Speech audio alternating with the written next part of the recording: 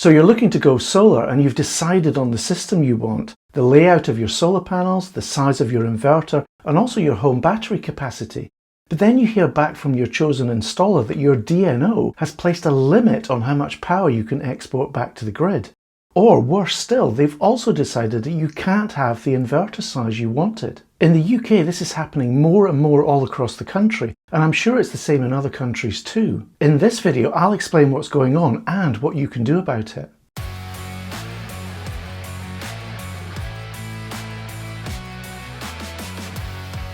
Hi there, I'm Gary and welcome back to my channel, Gary Does Solar. Getting solar panels and a home battery for your property is not an easy process. First you have to determine if your home is suitable.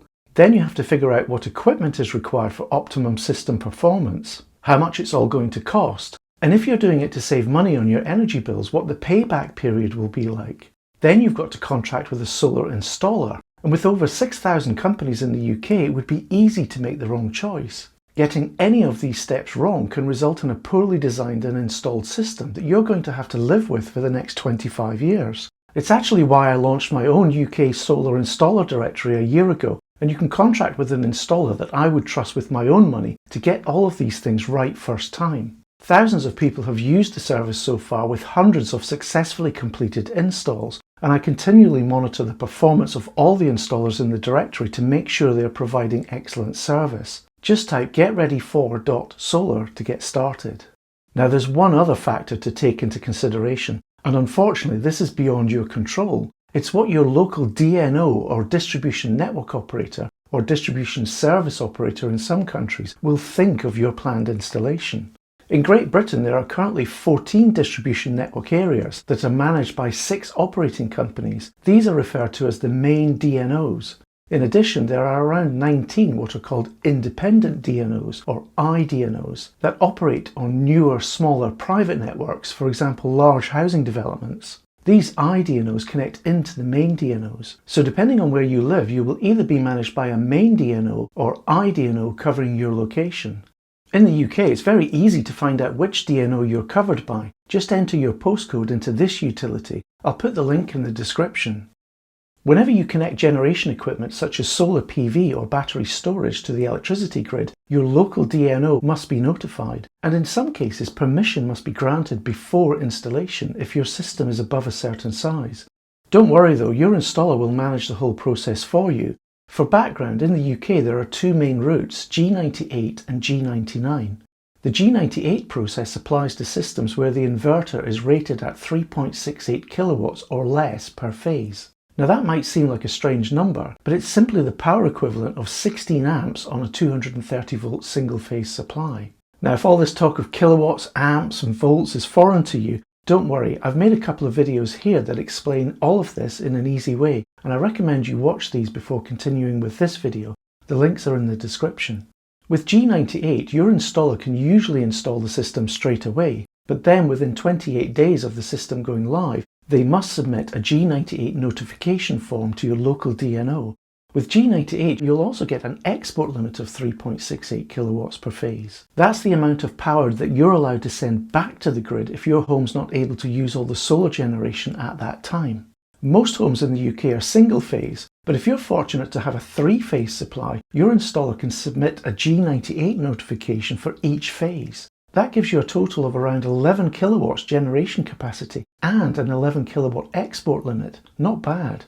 Finally, the system being installed must be fully type tested equipment and it must comply with the G98 standards. And that will all be based on your inverter size. Now if your system is greater than 3.68 kilowatts per phase, your installer will need to follow a slightly more involved process called G99. G99 differs from G98 because it requires prior approval from your DNO before the system can be installed and go live. Your installer will prepare and submit a G99 application, including your inverter size and your desired export limit, which will typically be the same power rating as your inverter. For example, here we have a SIG Energy system with inverter size 8 kilowatts and a requested export limit of the same. Now once the application is in, your installer will have to wait for the DNO to review everything and make a formal response. Now depending on the DNO you're with, that response might only take a few days, but I'm seeing more and more these days DNO responses taking several weeks. When your installer does get the response, you might get lucky with the application being approved as is, both on the inverter size and the export limit requested. And a few years ago, when inverter sizes were smaller than they are today, this was often the case. But today, with ever-increasing inverter sizes and associated export potential, it's more and more likely that the DNO will limit the amount of export you're allowed. So for an inverter size of 8 kilowatts, even though it's technically possible for you to export at a rate of 8 kilowatts, the DNO may restrict your export down to, say, 5 kilowatts or even less. I've even heard some DNOs granting a zero export limit, meaning you're not allowed to export at all. It all seems punitive given the G98 process automatically allows an export limit of 3.68 kilowatts. But I don't make the rules, unfortunately. Your installer may complete a G100 application to accept the export limitation and then program your inverter to limit the amount of power going back to the grid in line with the DNO's response. Now, if things weren't bad enough, the DNO also has the power to limit the amount of generation that you can have, which means the size of your inverter. So instead of the 8 kilowatt SIG energy inverter you wanted, the DNO might only allow an inverter size of 5 kilowatts. I guess the question is, why on earth would the DNO want to limit your export and also your inverter size in the first place? Well, it's to make sure that your system won't cause any problems with the local network infrastructure, particularly with voltage. If you're happy to indulge me, I'll show you what I mean with an intentionally simplified example. Here's a typical UK street with 6 houses connected to a local transformer, which in turn connects back into the wider electricity network, ultimately fed from the national grid.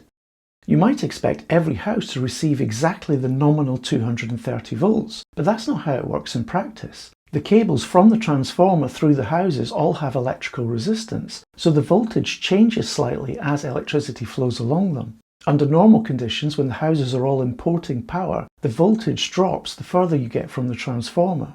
So to make sure even the furthest house, house 6 in our example, doesn't fall too low, the transformer is usually set to output a higher voltage. This creates a gentle downward slope of voltage across the houses that you can see here. House 1, closest to the transformer, is 241 volts, whilst house 6, furthest away, is 231 volts. Because of this natural variation, the UK allows for the voltage to range anywhere between 216 and 253 volts. Now don't worry if that range feels quite wide. All of your household appliances and electronics are designed and tested to work safely within it. So here's where home solar creates a challenge. On a sunny day with low household demand, any exported power flows backwards towards the transformer.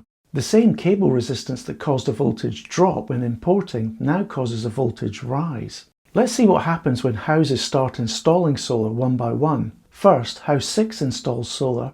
On a bright and sunny day, it exports heavily with its voltage rising from 231 volts to around 236. The other houses in the street are barely affected.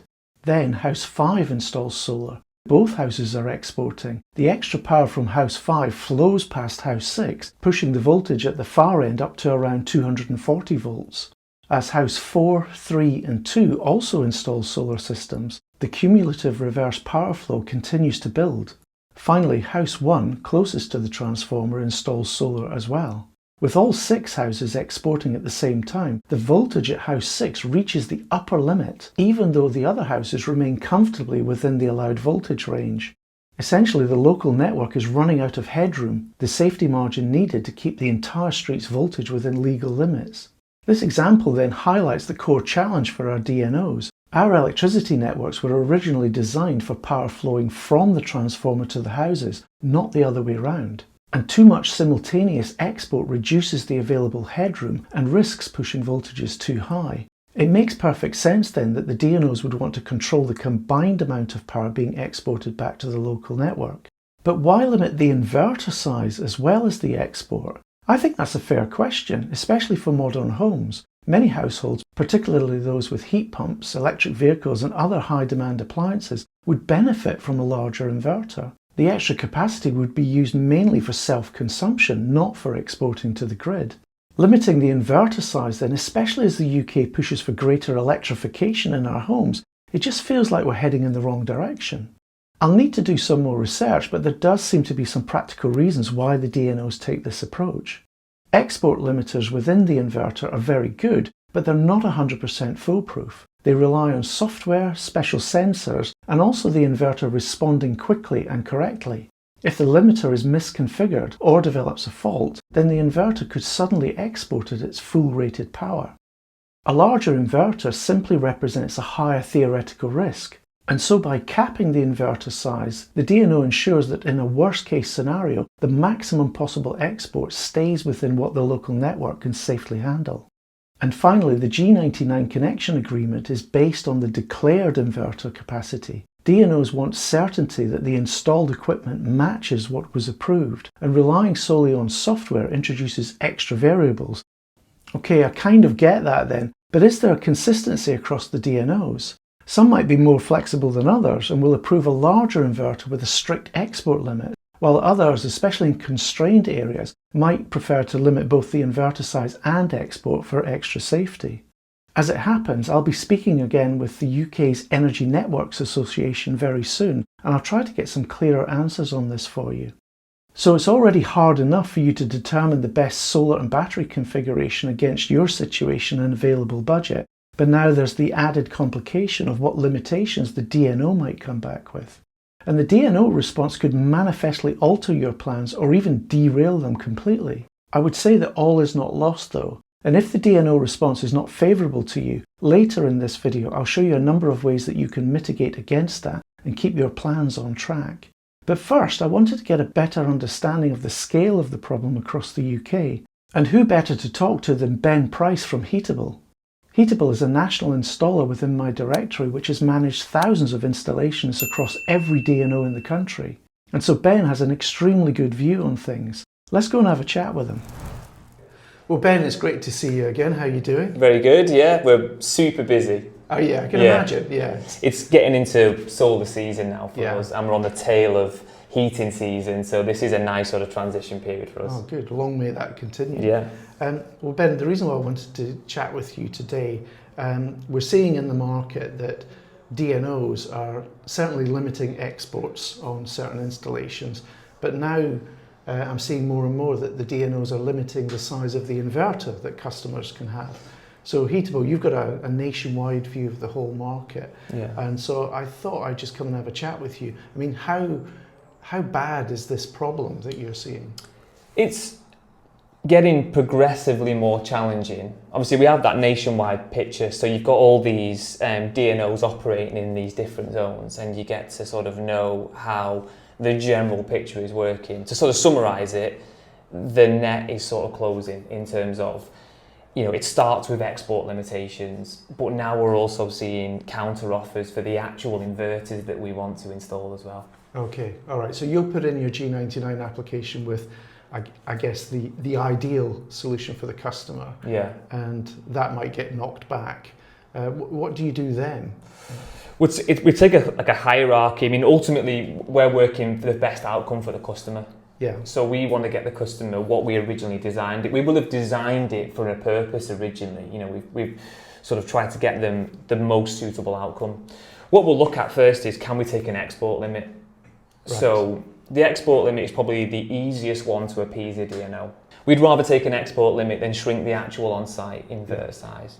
Usually they will consider export limits. Stage 2 from that is, do we need to look at the actual inverter size? Yeah. And we would, previously what was interesting was we would have been able to submit an on-site voltage test. So we would have done an impedance test, an earth test. We just said, right, okay, the site looks like this. Does that change your calculations? Okay. And they may have considered like a re-evaluation. So you're trying to help the DNO get to the understand right answer, it, yeah, because I think a lot of their stuff they're doing is like desktop exercises of voltage rises and what they think the congestion in that area is. That seems to have disappeared now. Okay. Which is disappointing. It's a bit of a shame, really. Yeah. Yeah. Because you're giving them more data that they can base their decisions on. Yeah. Ultimately, when we propose that as a solution now, they'll say, look, that's not really on the table. Then we'll have a conversation about, okay, what's it going to take to get our perfect solution? And at that point, they'll usually suggest either a fee to say it can be done, but it's going to look like this. And then we can take that away, go back to the client and say, right, we've looked at this, we're here, where do you want to go? Ultimately, the client has a choice. If a fee has been proposed, they can pay for the congestion works, or we can downsize the inverter. Okay. And in terms of the export limitations, the G100 process, I guess you use that as well. How well received is that generally with the DNOs? So much better now. So typically what we're seeing is that DNOs are becoming more familiar with export limits. They're happy with the equipment. There was something called Amendment 2, which was passed, I think it was about 18 months ago, which was an upgrade to G100. And at first, a lot of DNOs were nervous. But now they're getting comfortable with it, and we're seeing a higher acceptance rate with the inverter we want. Let's take an export limit. Okay, that's good. Yeah. Okay. So Ben, this situation that you're seeing then, is it the same across all the DNOs, or are you seeing differences in terms of the way you interact with each one and the responses that you get? Yeah, I mean, it's across the board. There's a general tightening, definitely. There's a sort of there's more pressure on bigger systems in terms of the acceptance rates are dropping for them in their initial concept. Yeah. A lot of the DNOs have signed up to something called Connect Direct, which was a digital solution to try and streamline it. Yeah. We've not had a huge amount of success with that, because although it's a much more holistic position now, it should all be treated the same, they've still got their individual assessment. So if it fails the Connect Direct application, which is typically anything over 5 kilowatt, it goes to a manual review, and then you're back into the original process. So we actually can lengthen it. So there's still some work to do there. Typically across the board, you would see a pretty similar approach. IDNOs are becoming more challenging. So IDNOs then, I guess, different to DNOs. Could you just explain to my viewers the difference there? So these are independent sort of network operators. So typically you'll find an IDNO on like a newer estate. So anything built in maybe the last 10 to 15 years. And the way that works is they essentially adopt the infrastructure on that estate, but they are down or upstream, depending on how you look at it, of the original DNO. Okay. So when we propose a system, you work on that 45-day timeline, and typically what will happen with an IDNO is they'll take you the full 45 days and then say, we're really sorry, we need to now go upstream to have a conversation with our connection, and that could be another 45 days. That's really frustrating. Yeah. So we are working now with IDNOs. There is a number of them in the UK, and we're getting better relationships to be able to say, is this going to have to go upstream? Can we get a quick assessment done to try and manage the customer, or at least manage the process? Okay, no, that is good. I mean, it's just good for certainly my viewers to get a better picture of what's going on, because for them, they just see the results of their application and then not quite sure what to do next or why things have taken so long. Yeah, there's a lot of chasing that goes into it as well. Right, so we know the DNOs, we have to be on all the time. Yeah. And the ones that are probably going to come back pretty quick. Yeah, okay. And I like it from what you said earlier, you're almost trying to help each other. Yes. For the good of the customer in the end, and there's just a lot of complicated processes and scenarios to deal with. Okay, so I guess Ben, my question to you then, lots of DNOs, are there any that you would see that I guess operate in a way that you would highlight, that you would like to see all the other DNOs operate like that? I mean, maybe you could pick out one or two. Yeah, I mean, the UK power networks have got an online application process. It's a high acceptance rate. They're very engaging when it comes to conversation. So if there's a challenge on a job, you want to escalate one, you're having a conversation about export or inverter sizes, they seem to have technology that can give them a much more accurate result. Right. And if UKPN were the national operator of DNOs, that would be great for solar and battery, heat pumps and car chargers, because it's quick, it's accurate, and the team seem to have a different level of understanding. Okay. All right, so that could be a good model for so if there's other DNOs watching this video, then maybe they could look a bit more at what their power networks are doing. And their version of the online application was out before Connect Direct was out. Yeah. But theirs, because it's proprietary to them, if you like, it's a much higher success than what Connect Direct has managed to achieve to date. Connect Direct is an ongoing development for that software, and it will get better and better. But if UKPN could just take over, that would be great. Okay, cool.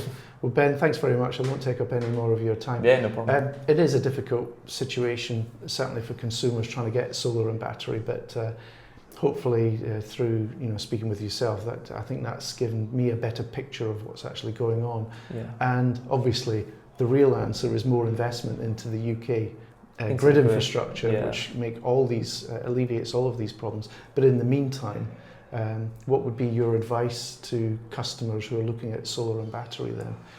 Two things really. One of them is the inverter correctly sized?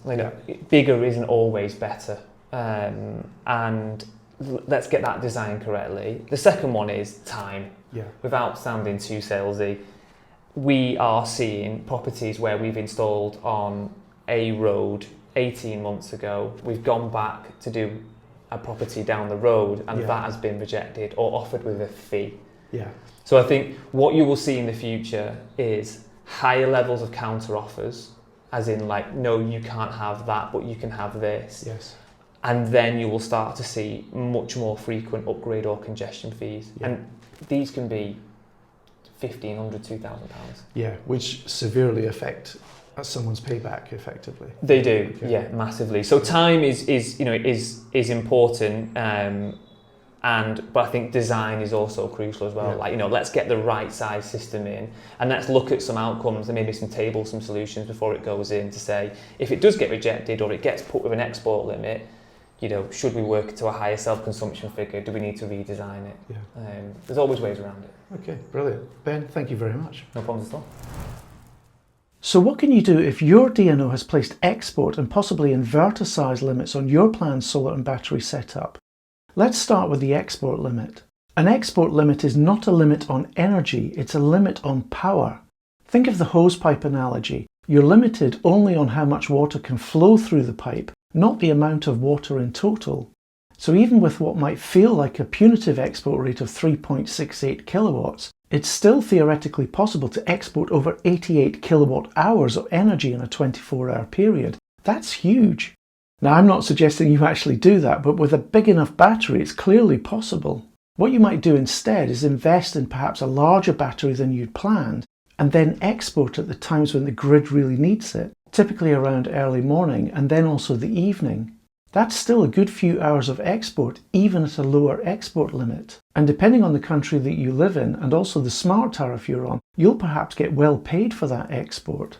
The other way to manage a low export limit is to avoid exporting at all. And what I mean by that is self-consuming all the energy that you can. So instead of getting paid 12 pence for exporting energy, if you can self-consume that same energy, it's essentially saving you around 30 pence per kilowatt hour, because that's what it would cost you drawing from the grid. So how can you self-consume more? Well, a few ways come to my mind immediately. If you don't already have a heat pump installed, then think about getting one. They use a fair amount of electricity, especially in the colder months. And in the summer, when you have a lot of solar generation, with an air-to-air heat pump solution, you can also use any excess for air conditioning instead. And if it's not possible for you to get a heat pump in your home, or the solution that you have doesn't heat your water as well, you can install a solar diverter, which will automatically divert the excess solar generation that would otherwise have been exported into the immersion heater of your water cylinder. And don't forget your electric vehicle. Yes, it's usually better to charge your EV overnight on cheaper off-peak electricity, but if you have a low export limit, then you can put any excess solar generation directly into your car. I'm sure there are many more ways to self-consume. Let me know in the comments any suggestions you have that could help people. And always remember that the DNOs are investing into their networks all the time, and so over time current constraints will ease, and with that export limits can be increased. I would say it's worth checking in with your DNO every year or two to see if your own export limit can be raised. Okay, moving on to the inverter size limit. This is a harder problem to solve, but there's still mitigation possible. Look at your proposed setup. Is it a microinverter solution? If so, the DNO simply adds up the maximum power rating of each microinverter to work out your inverter size. Then they add to that the maximum output rate of your home battery. Before you know it, it's a large number. For example, here we have a 16-panel array, each with an N-phase IQ8HC microinverter. As far as the DNO is concerned, it's an inverter size of around 6 kilowatts. Add to this, let's say, a Tesla Powerwall 3 with a maximum output of 11 kilowatts. That's a total potential export rate of 17 kilowatts, posing a real problem for the DNO. Instead, redesign the system using an all-in-one DC coupled approach. See my video here for the details. With this approach, the battery can be hidden behind the inverter up to the maximum size that the DNO will allow. And if your proposed setup is not a microinverter solution, you can still make a smaller inverter size work for you. See my video here that looks into inverter sizing in some detail. A smaller inverter size might actually provide you with benefits you weren't expecting. And as before with export limits, the network is always improving, and your DNO may allow for an increased inverter size in future in line with their infrastructure upgrades. By choosing a Tesla Powerwall 3, for example, the inverter size is actually software programmable, so it would be very easy to upgrade your inverter size down the line. Other brands may also have that feature, and even if your brand doesn't, prices are falling all the time, so upgrading your inverter in a few years' time will be cheaper than you think, and there will likely be a thriving second-hand market available to you as well. All in all, the situation with imposed DNO limits might not be as bleak as you think, and I hope this video has given you some useful ideas, or at least things to think about. Thanks for taking the time to watch the video, and please can you let me know what your own experience has been like with the DNO, both the good and the bad, as this will help others who live near you. Remember to say roughly what part of the country you're in. I've got a whole stack of videos that I'm working on at the moment, and I can't wait to get them to you. So a big thank you to all my Patreons for your support. It allows me to make all these videos. If you want to support me in this way, you can sign up here, and you get exclusive content from me and also access to all the modelling utilities that I've developed. Thank you, and I'll see you soon.